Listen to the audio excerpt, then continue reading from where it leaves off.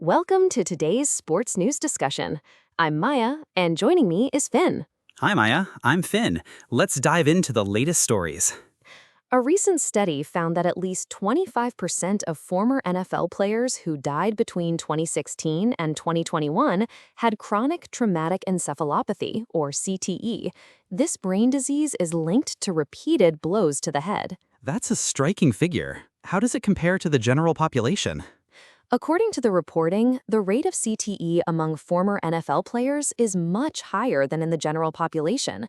CTE is a degenerative brain disease that has been associated with memory loss, confusion, and depression. What's the significance of studying players who died between 2016 and 2021 specifically? The study focused on recent deaths to understand the prevalence of CTE in more contemporary players, providing insight into the long-term effects of playing in the NFL during different eras. That makes sense. So, what are the implications of this study for the NFL and player safety? The findings suggest that the NFL needs to continue improving player safety measures, such as better concussion protocols and safer tackling techniques. It's a complex issue, isn't it?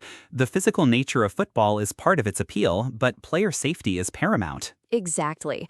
The challenge is balancing the sport's physicality with protecting players' long-term health. Shifting gears, the San Diego Padres have new majority owners, Jose E. Feliciano and Kwanzaa Jones. They've expressed ambitious goals, including winning a World Series. That's big talk. What do we know about their background and motivations? Feliciano and Jones are both successful entrepreneurs. They've pledged to be all in on winning, indicating a commitment to investing in the team. How does their approach compare to previous ownership? The reporting suggests they're bringing a fresh, energetic approach. Their introductory press conference was described as upbeat and ambitious. So they're not just talking the talk, they're walking it by investing in the team? That's right. They're promising to support the team's efforts to compete at the highest level. On a more somber note, the Harris County Sheriff's Office has closed the investigation into the death of Buffalo Bills defensive tackle Ed Oliver's son without finding any criminal activity. Oh, that's tragic. What were the circumstances surrounding the death? The reporting indicates it was an accidental death, though the specific details aren't clear.